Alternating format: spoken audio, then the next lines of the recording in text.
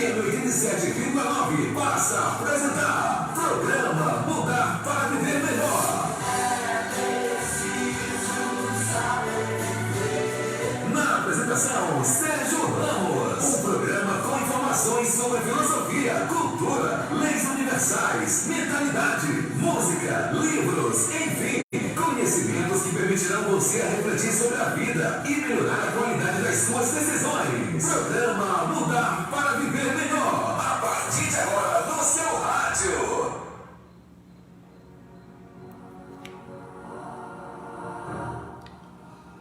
Muito boa noite, muito boa noite. Hoje são 14 de setembro de 2020, são 20 horas e 1 minuto, uma segunda-feira. Começa agora para toda a Vitória região e também para todo o Brasil e o mundo, porque estamos pela internet, mais uma edição do programa Mudar para Viver Melhor, comigo, Sérgio Ramos. E quando tudo parecer sem saída, venha para cá, porque sempre encontrará uma ideia, uma mentalidade, uma informação que poderá alterar a sua visão das coisas e encontrar as melhores soluções para as suas questões, né? Então, você que está ouvindo aí pela Rádio do Nasmar, você pode entrar no meu perfil Sérgio Ramos lá no Facebook e assistir o programa diretamente, né? Ao vivo e a cores aqui, diretamente dos estúdios da Rádio do Nasmar, ok? Muito obrigado, meu amigo Abimael Madeira, muito obrigado aí pela companhia, né? E nós temos um compromisso sempre de trazer aqui a melhor informação, porque você sabe, a informação é a coisa mais importante que você tem para tomar decisões, né? Tudo que você faz na sua vida é baseado em informações. Se a informação é boa, o resultado é bom. Se a informação é ruim, o resultado será necessariamente inadequado, não é o que você espera. E nós temos o compromisso de trazer sempre uma informação segura que você possa tomar decisões, né? E em função disso, e sabendo como da disseminação da fake news, né? Que você induz aí a informação errada, alguém tomar uma decisão errada quando você compartilha uma informação que você recebe aí na sua rede social e alguém vai pagar o pato por causa disso, né? Então, como nós nos colocamos a favor da boa informação, evidentemente, automaticamente nós nos colocamos contra as informações falsas. Então, nós temos aqui uma vinheta, nós vamos rodar essa vinheta e logo em seguida nós vamos fazer um balanço da pandemia, né? A pandemia não acabou, então ela está tomando aí novos desdobramentos, né? Meu querido primo Sheilo, rapaz, eu soube que você está em São Luís, quero falar com você. Sabemos que a pandemia está aí, ela só está aí tomando outras facetas, né, que a gente precisa saber.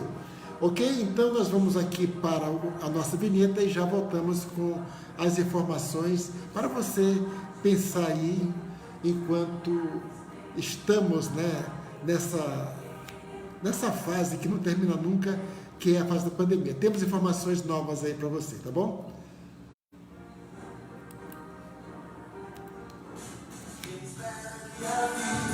Estamos apresentando o programa Mudar para Viver Melhor com Sérgio Ramos. Sérgio Ramos.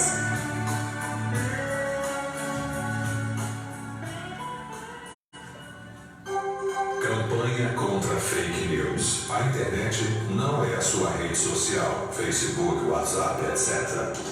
É muito maior que isso. Antes de compartilhar uma informação que você recebeu, verifique se é verdadeira. Pesquisando na internet, não compartilhe informações falsas. A vítima pode ser você. Se liga, uma campanha do programa Mudar para Viver Melhor. Adote essa mentalidade.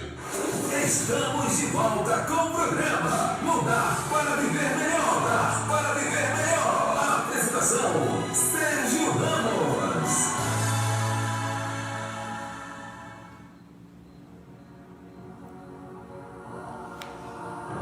Estamos de volta com o programa Mudar para Viver Melhor, né? Então, como nós temos muitas informações hoje, nós vamos deixar os acontecimentos do dia, né, do dia 14 de setembro, que eu gosto sempre de falar isso, mas hoje nós temos bastante informação. Vamos começar aqui pela pauta, né? Informação que realmente possa você refletir aí. Então, vamos para os números do coronavírus no mundo, né? Então, até hoje, no caso do mundo, até ontem, né?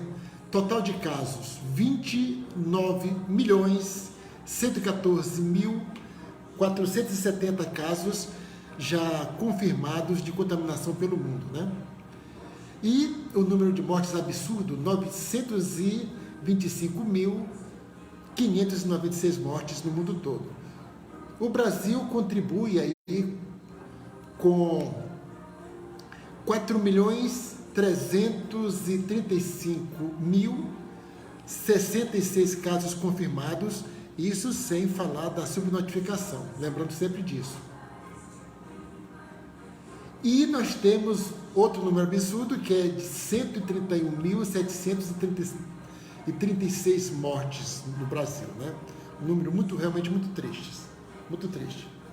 Então, casos de morte do coronavírus no Brasil em 14 de setembro, segundo o consórcio de veículos de imprensa atualizado hoje às 13 horas, né?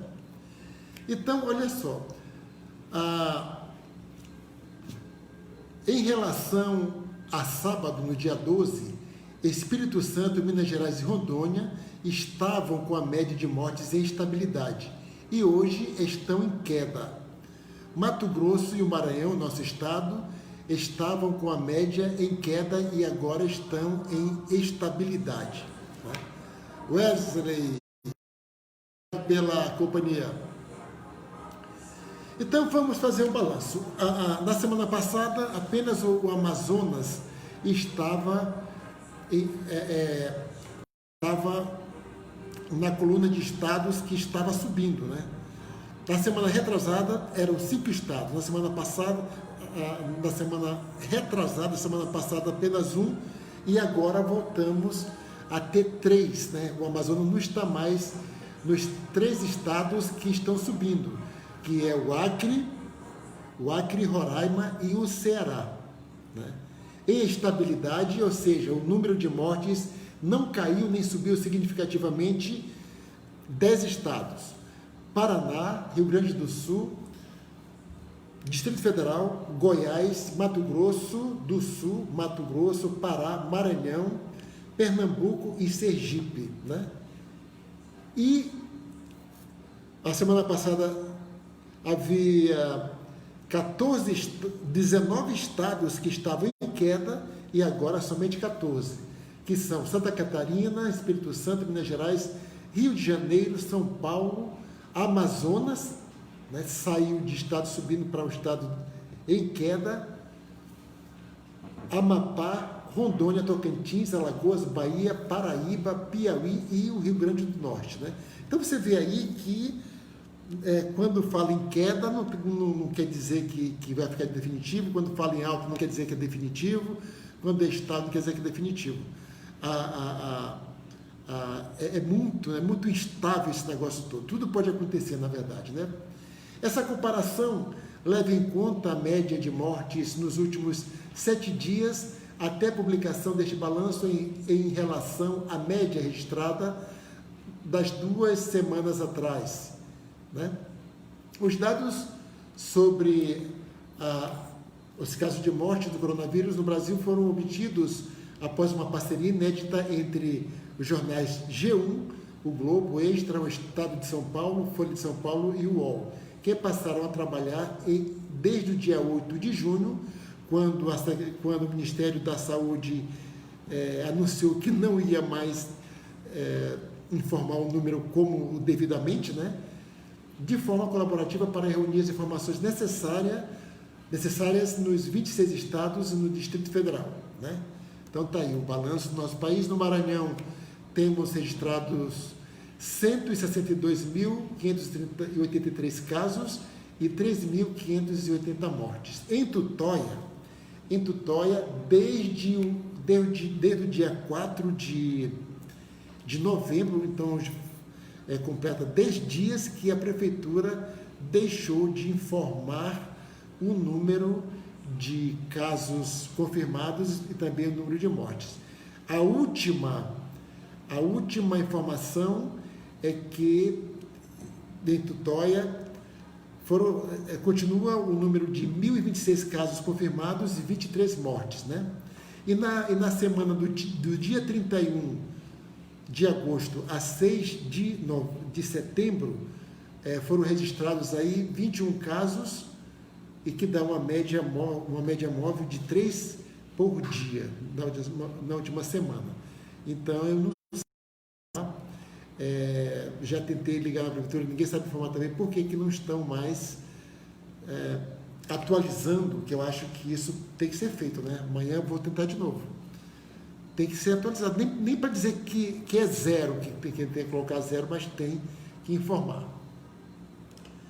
Muito bem, aí temos o número, temos uma informação interessante aqui da Organização Mundial da Saúde, né? Ela fala assim: o número diário de mortes pela Covid-19 deve aumentar em outubro e novembro, diz o diretor da OMS. A alta da mortalidade deve ser em consequência dos novos surtos do coronavírus na Europa. Segundo Hans Kluge, não é possível afirmar que a vacina será eficaz para todos. Olha só, mas nós estamos com tanta esperança aí com a vacina, mas em função dessa dinâmica do vírus, a OMS está dizendo que talvez a vacina não seja eficaz para todo mundo, até porque o vírus, né, ele tem efeitos muito diferentes nas pessoas, né? A maioria não sente. Hoje nós vamos falar sobre o caso das crianças, né? Porque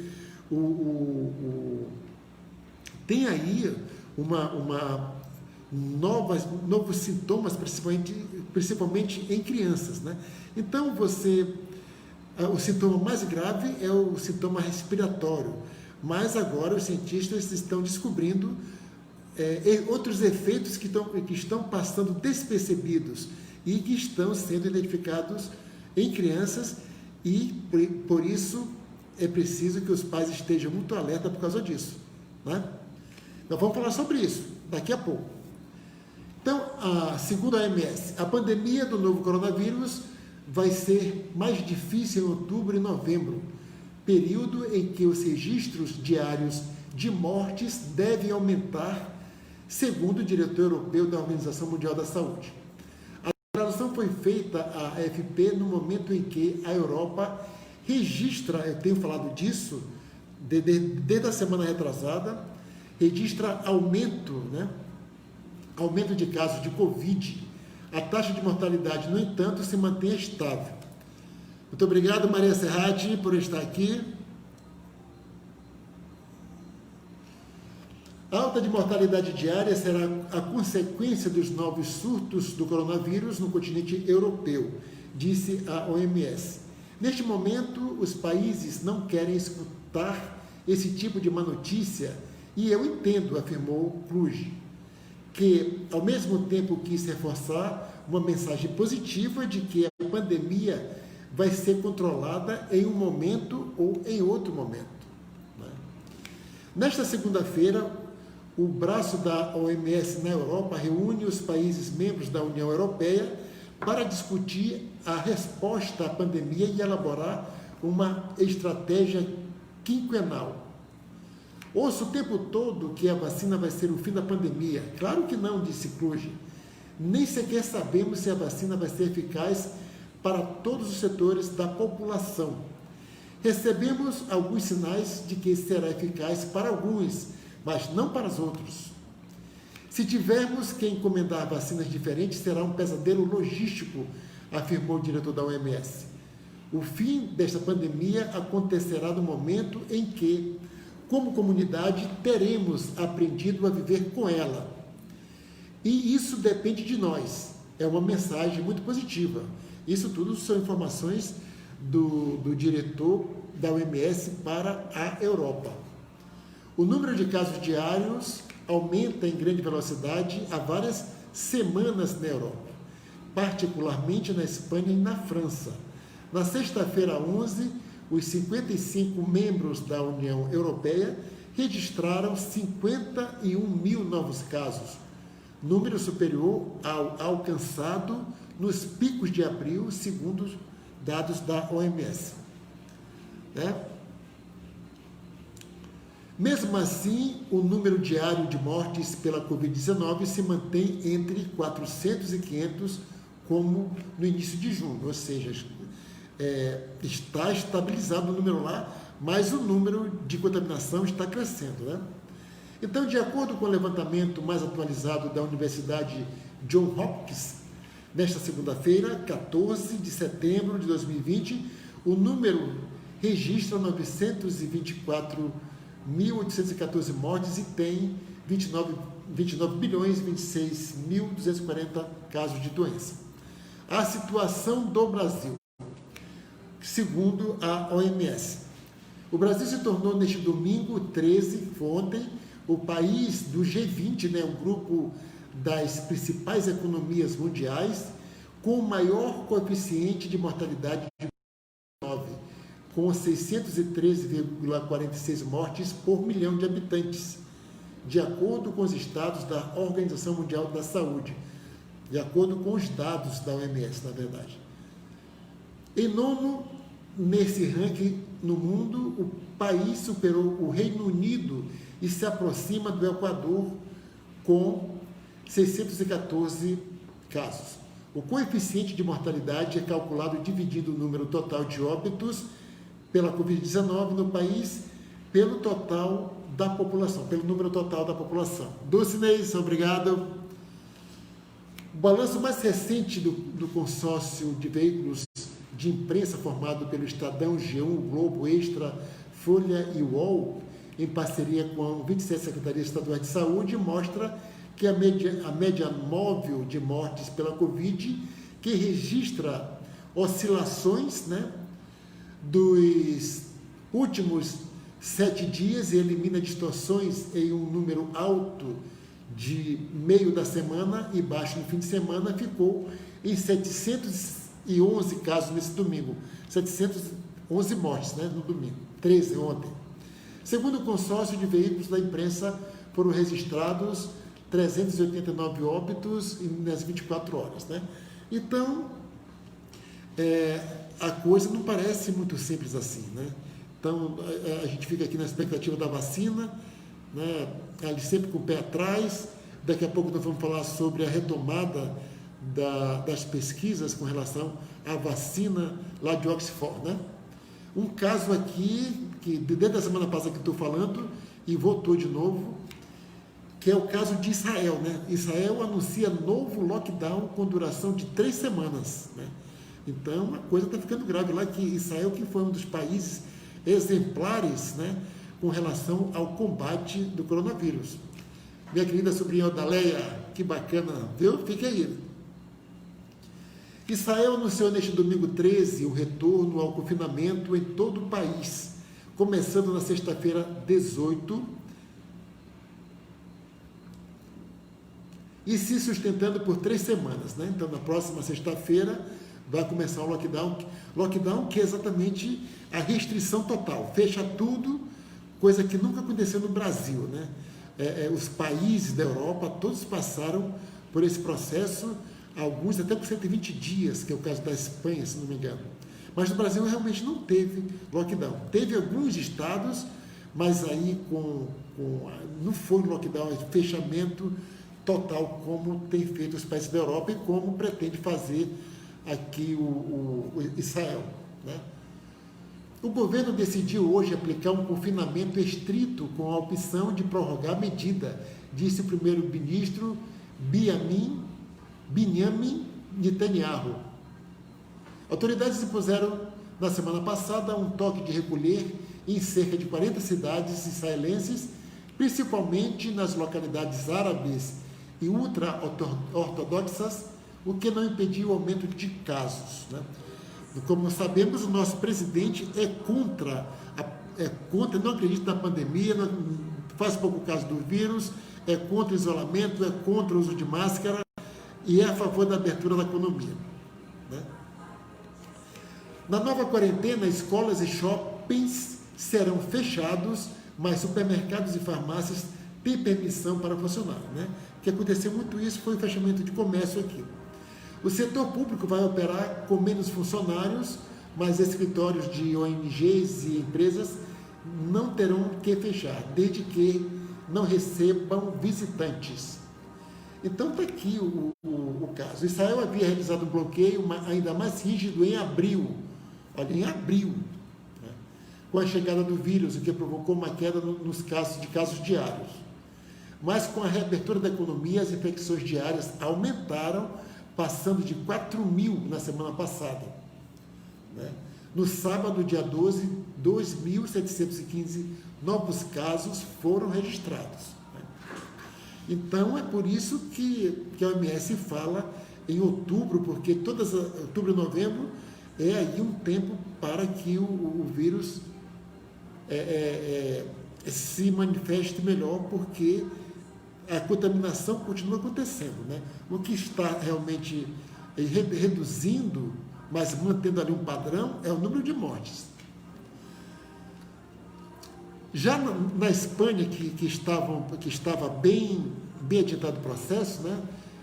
Está com problemas lá com relação ao retorno das aulas, né? Aqui no Brasil está todo mundo, lá no Rio de Janeiro está tendo lá uma manifestação das instituições e sindicato das empresas, das escolas privadas para abrir, né? Em Manaus abriu, daqui a pouco nós vamos ver aqui uma notícia de Manaus interessante, né? Mas na Espanha não deu certo não, né? A retomada das aulas presenciais na Espanha, que acompanha de forma apreensiva a ressurgência de casos de Covid após o achatamento da curva epidêmica, tem apresentado duros desafios para estudantes e autoridades. Apenas 5 das 17 comunidades autônomas espanholas, equivalente aos nossos estados brasileiros, né, lá chamam de comunidades autônomas, conseguiram retomar a rotina presencialmente, e especialistas temem que o sistema híbrido e os novos recuos em razão de novos riscos de contágio aumentem a evasão escolar no país. Então, está tendo um problema lá de evasão escolar na Espanha, né? E por que isso? Porque existe uma incerteza sobre o efeito que a pandemia continuará representando para a educação, afirma Henrique Roca, presidente do Conselho Escolar da Espanha, órgão ligado ao governo. Em poucos dias, vimos dezenas de escolas detectando contágios pelo coronavírus e interrompendo aulas em decorrência disso, com a necessidade de quarentenar-se novamente. É preciso adotar aulas remotas que afetem tanto os alunos pequenos quanto mais os desfavorecidos economicamente. Então, lá na Espanha é um caso que o retorno da escola permitiu novos contágios e que foram detectados exatamente pelo retorno e por isso está tendo a evasão escolar. Dado muito preocupante, né? Em compensação, a outra coisa também que o Roca, né, que é a autoridade educacional da Espanha, diz o seguinte, é que continua o governo federal, né, continua tentando garantir que várias medidas sejam tomadas pelo governo para assegurar a segurança nas escolas, mas reconhece que faltou garantir aos professores os meios de recuperar o conteúdo indispensável perdido nos meses de quarentena. Ou seja, a preocupação é tanto em voltar às aulas presenciais, mas o governo da Espanha reconhece que os professores não foram devidamente apoiados, né? Não foram garantidas as medidas indispensáveis para a recuperação do conteúdo, né? Aqui no Brasil, não sei como é que está se dando isso, como é que isso está se dando aqui no Brasil. Uma notícia interessante, né? Manaus completa 2 meses de aula na rede privada sem casos de Covid, né? Enquanto lá na Espanha estão detectando casos, em Manaus está dizendo aqui uma informação do Estado de São Paulo. A primeira cidade no Brasil a retomar as aulas presenciais, Manaus não registrou nenhum novo caso de Covid em sua sede, nem em sua rede privada em 2 meses, de acordo com o SINEP-AM, Sindicato das Escolas Particulares de Manaus. Não é um dado da Secretaria de Saúde de Manaus, hein? É do sindicato. A decisão de retomar em julho, segundo o presidente da entidade, Elaine Saldanha, foi baseada no diálogo constante com as famílias e a Fundação de Vigilância em Saúde do Amazonas. Um plano de volta às aulas, montado com base em protocolos internacionais, estabeleceu 6 eixos principais, né? Então, as escolas lá de Manaus adotaram 6 medidas que são internacionais, que são o distanciamento, né? Higienização, uso de equipamentos de proteção, maior espaçamento entre pias e banheiros, aferição da temperatura corporal, comunicação imediata caso alguém apresente sintomas. Então, Manaus, seguindo aqui esses protocolos de segurança, está, segundo o sindicato, né, o SINEP-AM, dizendo aqui que em 2 meses, nenhum caso de contaminação ocorreu durante as aulas. Então, isso é realmente uma boa informação, né? Uma boa informação. São Paulo chega à 5ª semana com queda de mortes por Covid-19 e anuncia começo de obras em nova fábrica de vacinas para novembro.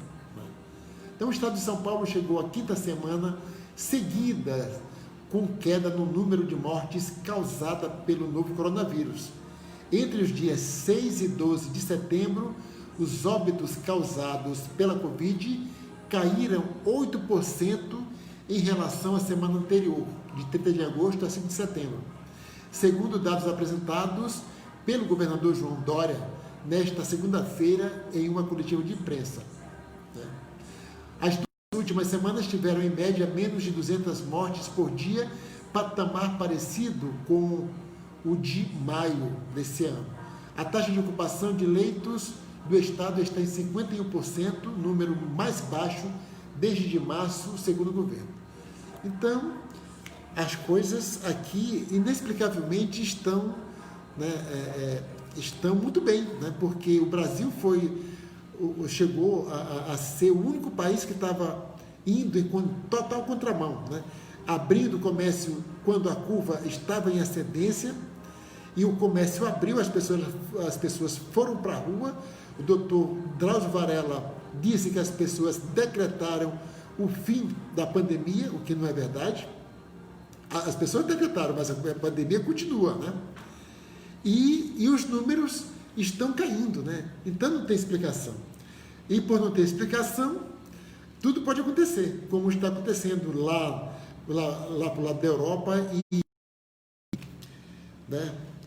e lá em Israel também. Muito bem. Uma outra notícia muito boa, né? Carlinho Camussa, muito obrigado pela companhia aqui. Então, uma notícia boa aí. A empresa anuncia a retomada de testes de vacina de Oxford contra a Covid-19. Na semana passada, anunciei aqui, você deve ter ouvido também por aí, claro, que os testes clínicos, né, para a Covid dessa vacina, que o governo é parceiro dela, né, já encomendou aí quase 100 milhões de vacina, e ela tinha sido suspensa os estudos porque um dos voluntários apresentou, né, efeitos colaterais, né? Então, a boa notícia é que os testes clínicos para a candidata à vacina contra o coronavírus da AstraZeneca e da Universidade de Oxford foram retomados, segundo o anúncio da empresa neste sábado, dia 12. A Agência Sanitária Britânica teria considerado as testagens seguras. Na terça-feira 8, a farmacêutica anunciou a suspensão dos testes no mundo após o surgimento de uma doença grave em uma das participantes dos estudos no Reino Unido. O Brasil é um dos países que participa da pesquisa global por meio da parceria com a Fundação Oswaldo Cruz. 2 dias após da pausa, em meio a especulações sobre o atraso no cronograma dos testes, o presidente da AstraZeneca, Pascoal Soriot, afirmou que o ensaio clínico da vacina pode ser completado ainda em 2020, né? Boa notícia. Em reunião com alguns investidores da companhia. Essa vacina, ela estava com previsão de iniciar em janeiro, né? Essa previsão não existe mais, apesar da retomada. Mas está dizendo aqui que os ensaios serão finalizados ainda este ano. Em nota, a Universidade de Oxford afirmou que a pausa é uma ação rotineira que deve acontecer sempre que houver uma doença potencialmente inexplicada em um dos estudos, enquanto ela é investigada, garantindo a manutenção da integridade dos testes, né? Então é uma boa notícia, Tomara que dê certo aí. Mas segundo a OMS, é bom que você, eu, todo mundo, né, continue aí alerta, usando a máscara e evitando aglomeração, porque a vacina pode não ser eficaz para todos os grupos da sociedade, para todas as pessoas, até porque o vírus tem efeitos totalmente diferenciados nas pessoas. Agora, uma coisa interessante, fala-se no número de recuperados, né? Mas olha só essa notícia aqui. Pacientes enfrentam por meses as complicações do coronavírus, né? Então, a pessoa sai do hospital com a plaquinha lá, eu venci a Covid, né? Essas postagens nas redes, graças a Deus, pararam de acontecer, porque já não é mais uma novidade, né? Então as pessoas estão realmente se recuperando. Mas o certo é que os pacientes graves de Covid-19 que receberam alta hospitalar podem enfrentar ainda um longo período para se recuperarem das consequências da doença. Outro dia eu li uma informação que uma moça que saiu do hospital há 6 meses continua não retornou o paladar dela, o paladar ou o olfato, uma coisa assim. Mas ela ficou com sequela da Covid, né? Para eles, voltar para casa não significa que estão curados, pois ainda estão debilitados pelas infecções provocadas pelo novo coronavírus. Uma amiga também, que graças a Deus saiu, estava na UTI, e ela disse que o médico falou para ela que ela ia sentir cansaço por ainda uns 2 meses, né? Então, quando a pessoa sai, quando está em estado grave, né? Principalmente em estado grave aqui, quando sai, então, venceu o Covid, mas a recuperação é lenta, né? Existe ainda um bom tempo pós alta do hospital. Então, apesar de o SARS-CoV-2 atacar parcialmente o pulmão, todo o sistema respiratório dos doentes, estudos mostram que outros órgãos também podem sofrer com a ação do vírus, como o rins e o cérebro. Olha só que interessante, né? Então, a gente fica ali muito preocupado com o principal sintoma, que é exatamente a parte respiratória, né? Mas o vírus, que é o SARS-CoV-2, já tem estudos que mostram que eles também estão atacando outros né, como o cérebro e os rins. E por que isso só está aparecendo agora? É porque já temos bastante tempo aí, né? Então as pesquisas nunca pararam de serem realizadas, então, e agora com o tempo já dá para perceber mais informações, né? Então nós temos a janeiro, há praticamente 8 meses, então já tem informação bastante para saber outros efeitos, outras consequências, né? Outras consequências, que também são graves, né? Então nós vamos fazer aqui uma pausa para tocar nossa vinheta contra fake news, né? E dar um alô aqui para o meu amigo Wagner Costa, né? Muito obrigado, meu caro, um abraço para você. E na volta nós vamos falar sobre que pediatras alertam para sintomas da Covid em crianças, né?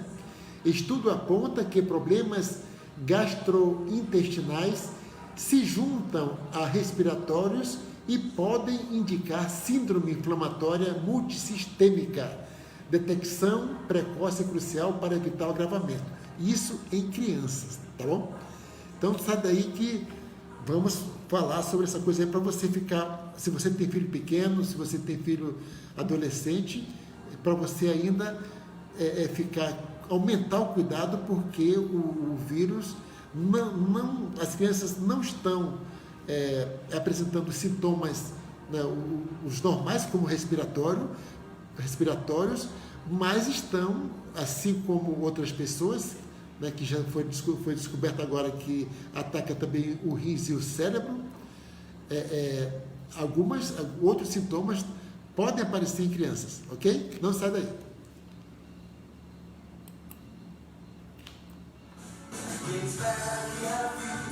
Estamos apresentando o programa Mudar para Viver Melhor com Sérgio Ramos.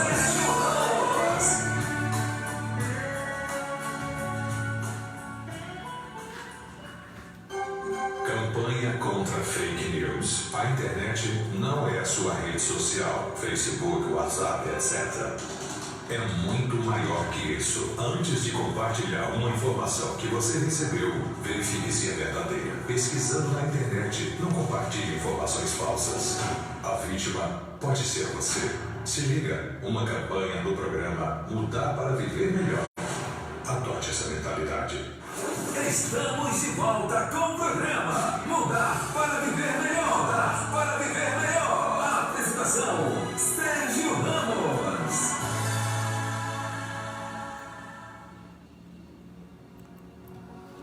Muito bem, estamos de volta com o programa Mudar para Viver Melhor, comigo, Sérgio Ramos. E agora vamos falar aqui sobre um assunto bem interessante, que se você tem criança em casa ou conhece alguém que tem criança, é bom que você converse com os pais, porque pediatras alertam para sintomas da Covid em crianças.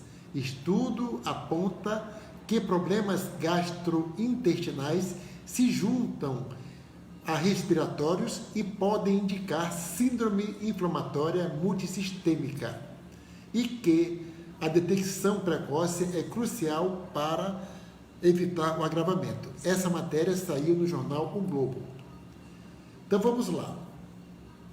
No momento em que as aulas são retomadas, pediatras brasileiros alertam para os sintomas da Covid infantil a que os pais devem estar atentos.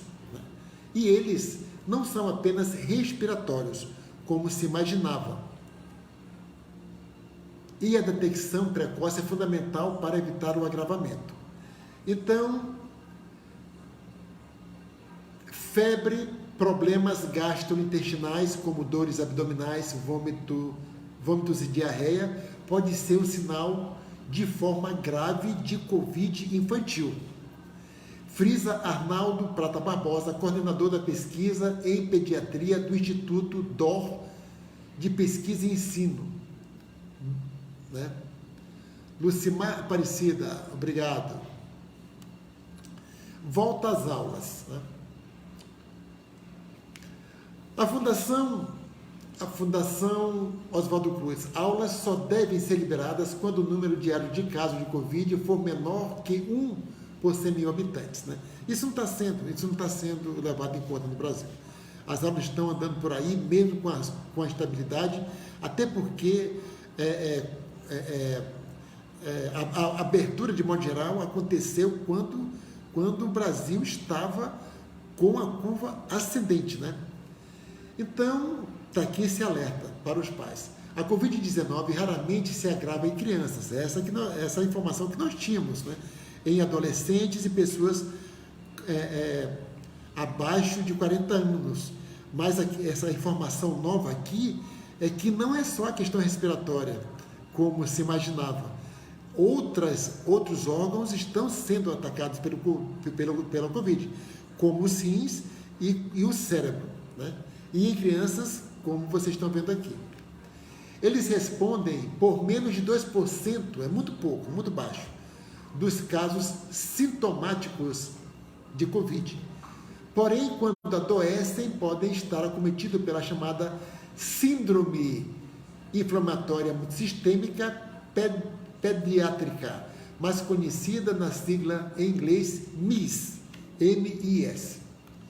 A mensagem é que os pais devem estar atentos não somente a sintomas respiratórios. Olha, essa aqui é a questão, né? Porque a preocupação é sempre a questão dos sintomas respiratórios, né? Mas esse estudo aqui está mostrando e alertando aos pais que não devem só esperar pelos sintomas respiratórios em crianças. Na MIS, que é a síndrome inflamatória multissistêmica pediátrica, sintomas gastrointestinais são mais comuns, né? Então, a grande novidade aqui é que sintomas gastrointestinais são também efeitos, né? São sintomas da Covid-19. Uma criança com febre e dor abdominal precisa ser avaliada para MIS. Ter o coração examinado, salienta Barbosa. Ele coordenou a primeira pesquisa nacional a descrever características e a evolução clínica de crianças com Covid-19 internadas em UTIs no Brasil. O estudo foi realizado por pesquisadores do IDOR e de outras 13 instituições brasileiras, como a UERJ, Universidade de a UFRJ, que é a Universidade Federal do Rio de Janeiro, a PUC Rio Grande do Sul, hospitais da Rede DOR, o Hospital Sírio-Libanês, entre outros, né? Então, são instituições aí importantes, né? Então, com o tempo, como eu disse ainda há pouco, novas informações estão sendo só agora, porque agora tem histórico aí que os cientistas podem tirar conclusões, né? E uma dessas conclusões, importante, vou repetir aqui, que o vírus, que o sintoma mais grave não é só o respiratório, né? Como já vimos aqui, ataca o cérebro, ataca o rins e em crianças problemas gastrointestinais. Mistérios, né? Apesar de raros casos de crianças saudáveis que ficam gravemente doentes, estão entre os maiores mistérios do vírus. Não se sabe ainda. O que se sabe, não se sabe por que está acontecendo, mas se sabe que esse sintoma já existe, né?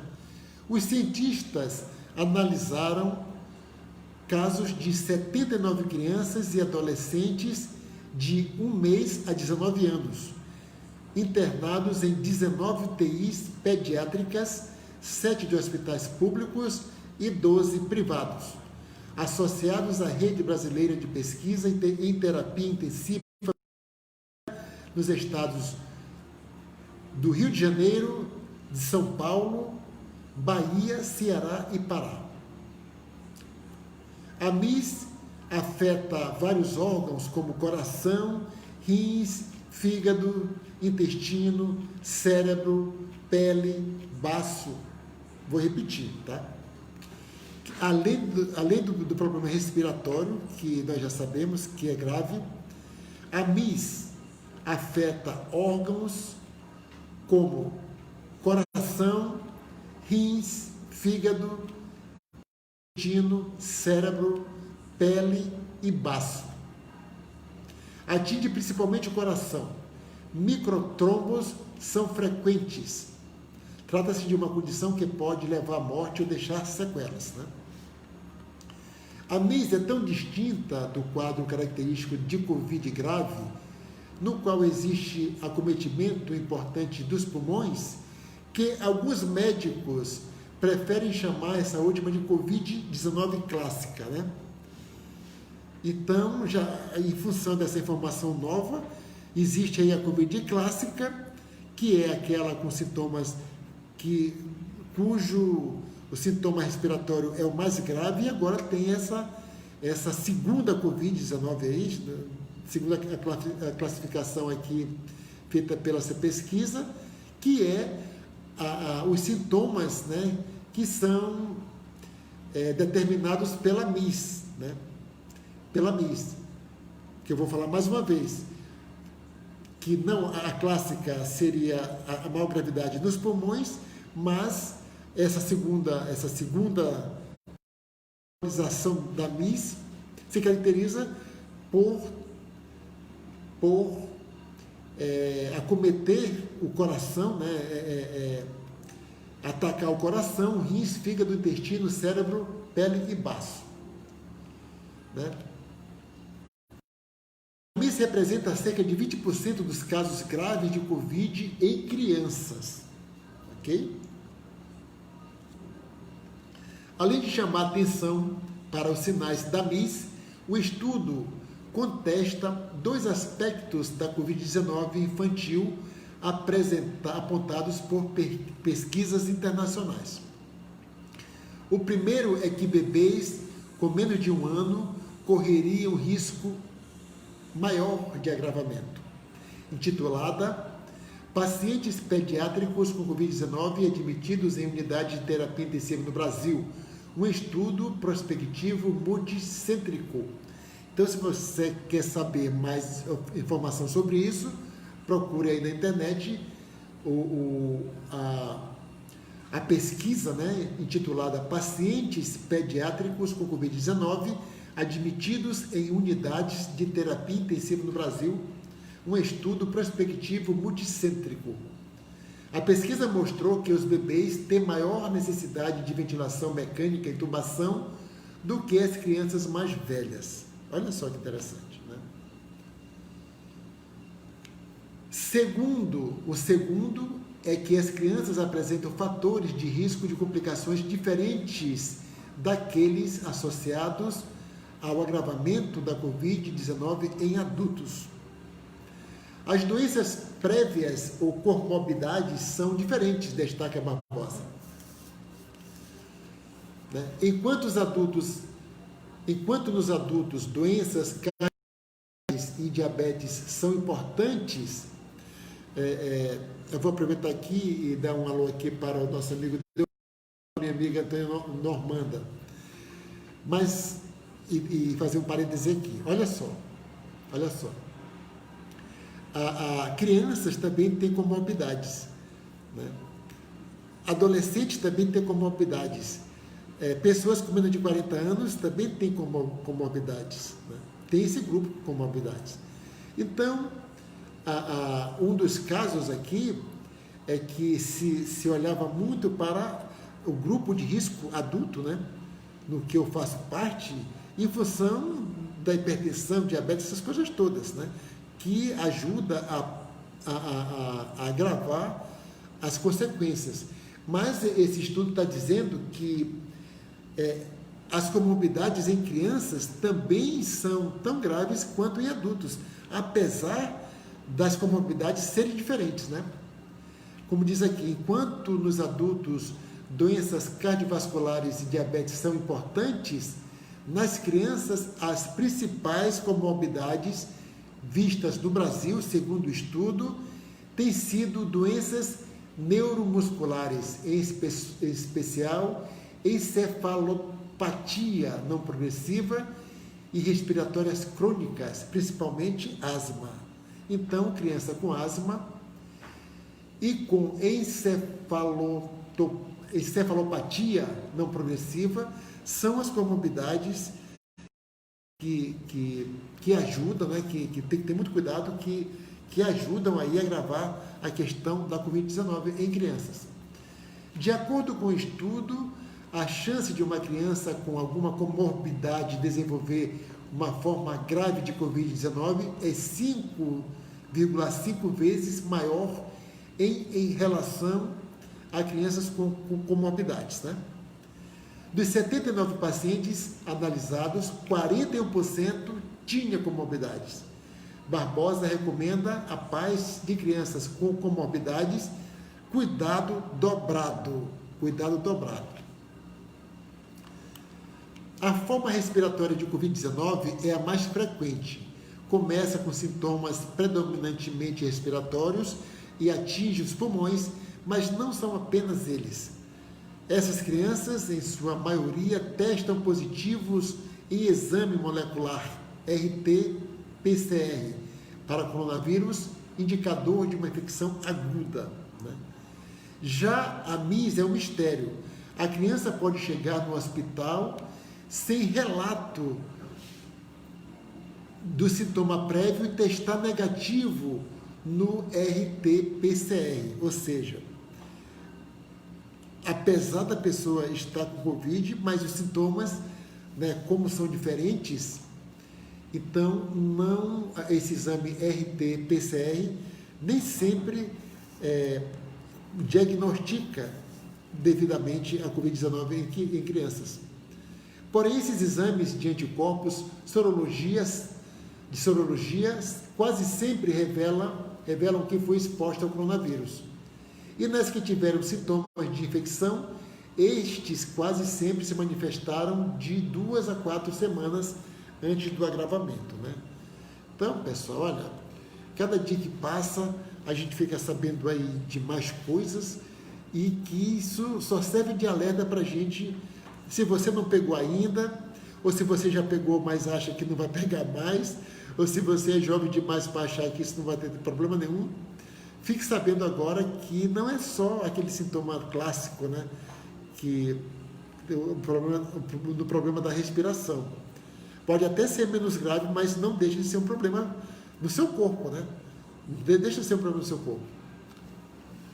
Outra coisa também, nem sempre os pais conseguem identificar sintomas, porque eles são muito leves e passam despercebidos, segundo o pediatra, né? Então, é muito sutil mesmo. Então, tem que ficar muito de olho aí, você que tem criança pequena e adolescentes, não só criança pequena, mas também adolescentes, deve redobrar os cuidados, assim como você já tem os cuidados redobrados com os seus idosos, né? A BIS pode ser muito grave e provocar insuficiência cardíaca e até choque, diz Barbosa. E os médicos reconhecem que ainda não se sabe como a infecção pelo coronavírus leva a MIS, o que torna uma criança vulnerável. Então, o que não se sabe ainda já se sabe como é que o vírus ataca o pulmão, mas, segundo aqui esse estudo, não se sabe ainda como é que o SARS-CoV-2 desencadeia aí um processo de MIS, né? Que é o nome inglês aqui, deixa eu ver aqui, só para lembrar aqui. Como é o nome do negócio, rapaz? Esqueci.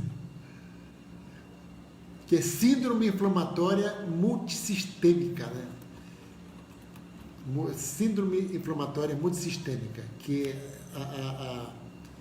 a sigla em inglês é MIS.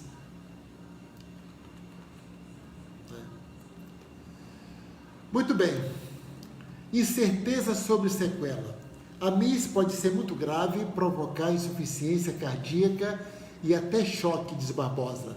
E os médicos reconhecem que ainda não se sabe como a infecção pelo coronavírus leva a MIS, o que torna a criança muito vulnerável. Já falei isso aqui. No estudo brasileiro, Os cientistas observaram que ela costuma afetar as crianças maiores e 80% dos casos eram meninos, né? Os pediatras dizem que será necessário acompanhar as crianças que contraíram MIS para saber se não houve sequelas. A MIS é um novo fenômeno relacionado à Covid-19 infantil, mas as crianças têm uma maior capacidade de recuperação. Só o tempo vai nos dizer se haverá ou não consequências de longo prazo, afirma o pediatra, né? Essa informação você pode encontrar no jornal O Globo, né? Então, se você se interessou aí, procure pela MIS e pelo nome aqui, que já esqueci de novo, multissuficiência e síndrome inflamatória multissistêmica, síndrome inflamatória multissistêmica, para você ficar associado ao Covid, para você entender melhor aí essa questão, ok? Então, é isso, né? Temos aí informações boas, preocupantes, mas o certo é o seguinte: nós estamos começando mais uma semana, né? Mais uma vez o final de semana foi muito animado, né? Até as convenções de partido aí cheias, né? Tudo bacana. E eu fico preocupado com essas coisas, né? E os números estão em queda, né? Estão em queda, mas é difícil acreditar que isso está acontecendo e que é de forma definitiva. Estamos vendo aí casos de outros países já com esses problemas de retorno, né? De retorno. Então, pessoal, olha, todo cuidado é muito pouco. Todo cuidado é muito pouco. Então, ficar em casa, não sei, né? Mas essa questão do uso de máscara e o distanciamento, né? Evitar aglomeração é ainda a melhor forma, né? Como eu sempre digo, a minha questão é não pegar o vírus, porque você nunca sabe como é que ele vai se desenvolver no seu corpo, né? E ainda mais agora com essa informação que ele pode atacar o cérebro, os rins, a pele, o baço, o coração, não só o pulmão, como se tinha notícia. Ok?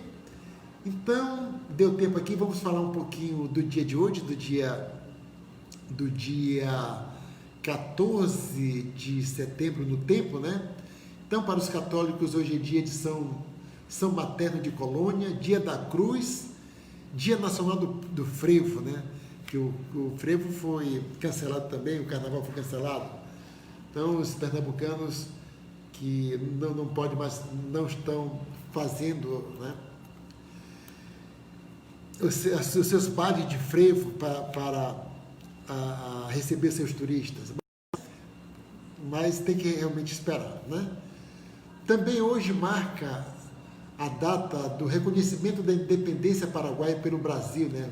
Nós sabemos aí da Guerra do Paraguai, e o Paraguai se tornou independente e o Brasil reconheceu exatamente no dia 14 de setembro de 1844, né?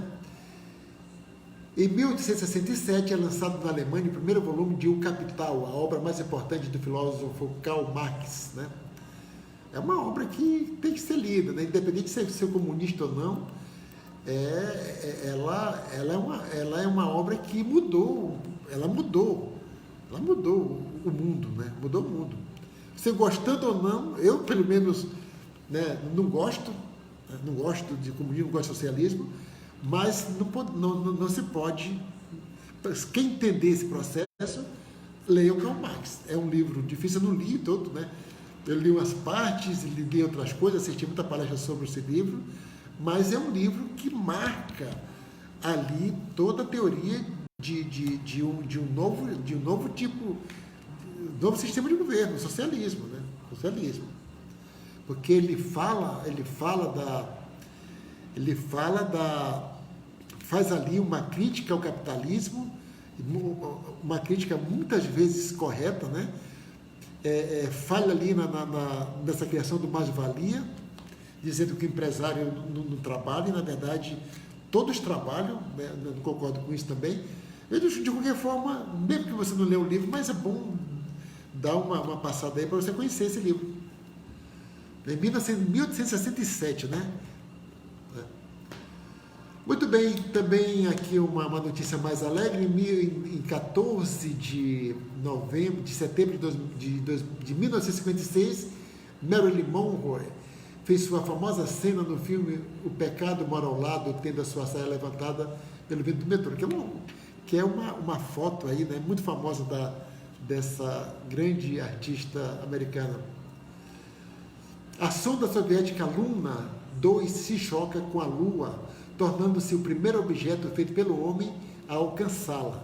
Isso foi em 1959 e nós sabemos que o primeiro homem a descer na Lua foi em 29 de junho de 1969, né? O Louis Armstrong, outro dia falamos dele aqui. Muito bem, e é isso, né? Eu desejo aí uma ótima semana, desejo uma ótima semana para vocês, né? Que a sua segunda-feira tenha sido muito boa e que com essas informações você pense, né? Crie aí novos pensamentos, mais coisas para você pensar sobre a pandemia, né? Que agora ela está se revelando, estão revelando novas facetas desse vírus incrível aí, né? Incrível, né? Negativamente. Então, espero que tenha sido bom para vocês, porque para mim foi ótimo. E se você quiser assistir os outros programas, é aqui mesmo, aqui no meu perfil do Facebook, né? Sérgio Ramos, Facebook. Também no Facebook, na página Mudar para Viver Melhor. E lá no YouTube você encontra esse programa, daqui a pouco disponível, e também os outros programas que você pode assistir quantas vezes você quiser, com quem você quiser, onde você quiser e com quem. E amanhã estaremos de volta com mais um programa Mudar para Viver Melhor, trazendo informações para as suas reflexões. Muito obrigado e boa noite. O programa Mudar para Viver Melhor com Sérgio